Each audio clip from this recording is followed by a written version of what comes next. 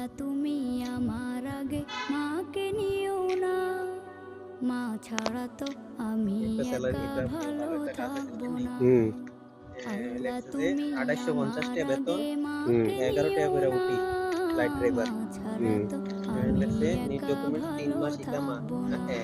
3 মাসের ইকামা তো মাকে নাই। ছাড়া এই হইলে কি তারপরে ধরনী বলেন লাগবে আছে। শুধুই আমি আকাম মরুভূমি, বানাই দেবো মাকে ছাড়া এই ধরনী বাস। লাগবে শুধুই মরুভূমি।